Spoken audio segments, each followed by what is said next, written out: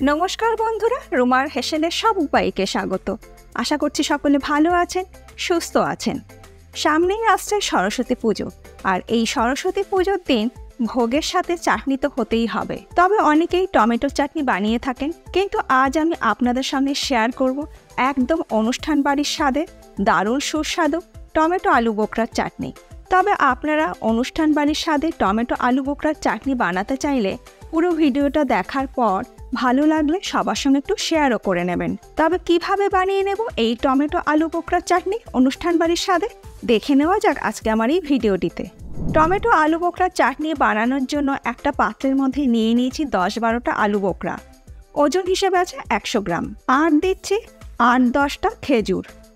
আলু বোখরা আর খেজুরের মধ্যে সামান্য পরিমাণ একটু জল দিয়ে মিনিট 3-4 ফুটিয়ে নেব।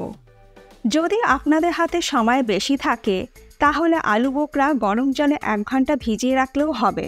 আর যদি হাতের সময় কম থাকে তাহলে আমার মতন মিনিট 3-4 ফুটিয়ে নিলেই হবে।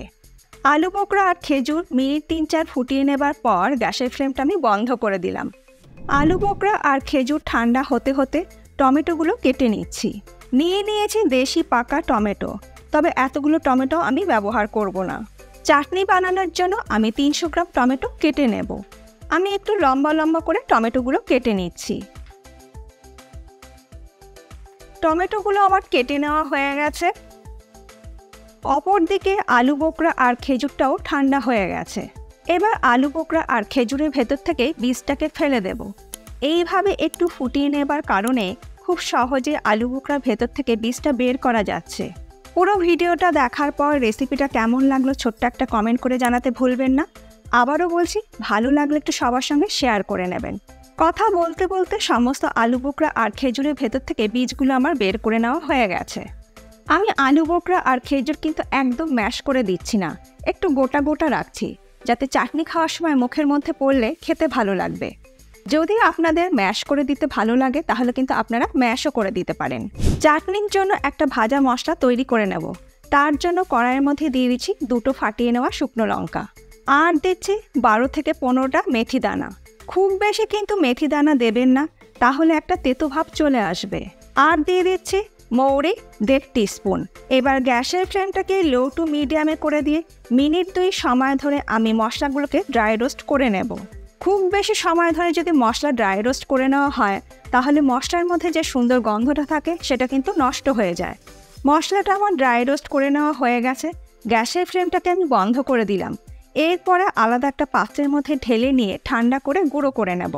এরপর চাটনি বানানোর জন্য কড়াইতে দিয়ে দিচ্ছি 2 টিস্পুন সর্ষের তেল। তেল গরম হয়ে গেলে ফোড়নের জন্য দিয়ে দেবো 2টো ফাটিয়ে নেওয়া শুকনো লঙ্কা। আর দেবো 1 টিস্পুন 5 ফোড়ন।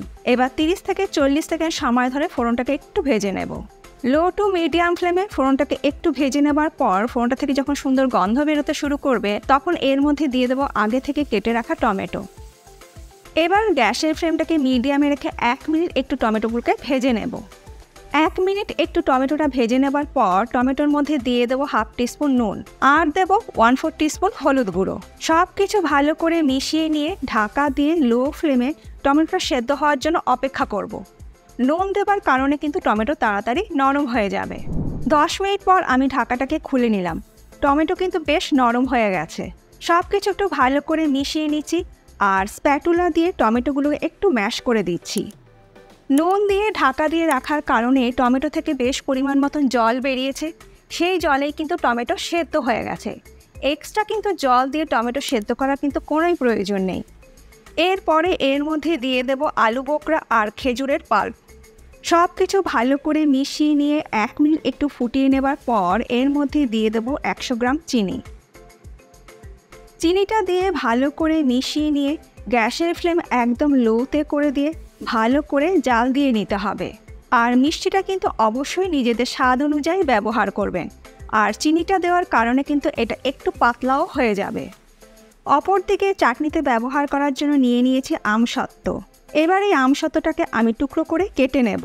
আমি আমসত্ত্বটাকে একটু ছোট ছোট টুকরো করে কেটে নিচ্ছি, তবে আপনারা আপনাদের পছন্দ মতন টুকরো করে কেটে নিতে পারেন। দেখুন, আমি এই রকম সাইজের টুকরো করে আমসত্ত্বগুলোকে কেটে নিলাম।